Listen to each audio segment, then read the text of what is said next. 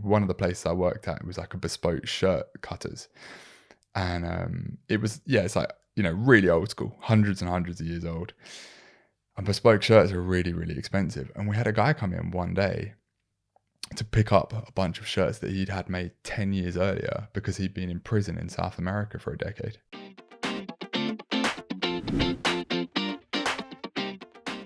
So when I first left school, the first thing that I did is I started working at a tailor's in the West End. And I was quite interested in that. I kind of flirted with the idea of becoming a tailor for a while. So you kind of did like follow up from your kid dream of being like in fashion? Yeah, well, that Almost. was the point when I got interested in okay. it. So a bit older. Yeah. That wasn't as a child. That was at this point when I went into that world of, it's like this proper old school world of kind of old London. You're all around like St. James, Savile Row, that area of Mayfair, and it's like stepping back in time.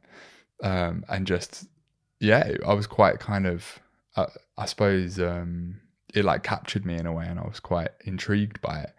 And I was learning all about a new industry that I didn't know anything about, and meeting new people, and just like mad clients coming into the tailors, people that you learn that you have to address them as Lord or Sir, or whoever it is, or oh, there's Stephen Fry coming in again, or whoever it is. It was quite mad. So some really like top tier celebrities coming to get their suits from you. And some mad stories. Like I remember one of the places I worked at, it was like a Bespoke shirt cutters, and it was, yeah, it's like, really old school, hundreds and hundreds of years old.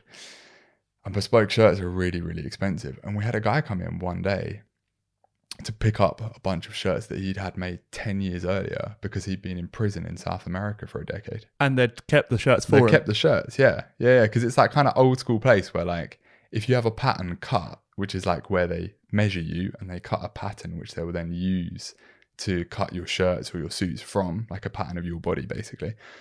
They keep that forever. So once you've had your pattern made, they keep it until you die. Similarly, if you have like a suit or a shirt made, they will keep it until you come and get it. So there was kind of racks out in the back, racks of suits and shirts that people hadn't come to pick up. Right at the back of the warehouse. Yeah. And this guy turned up and they were still there. That is crazy. Yeah. So what is the worst job you ever did? The worst job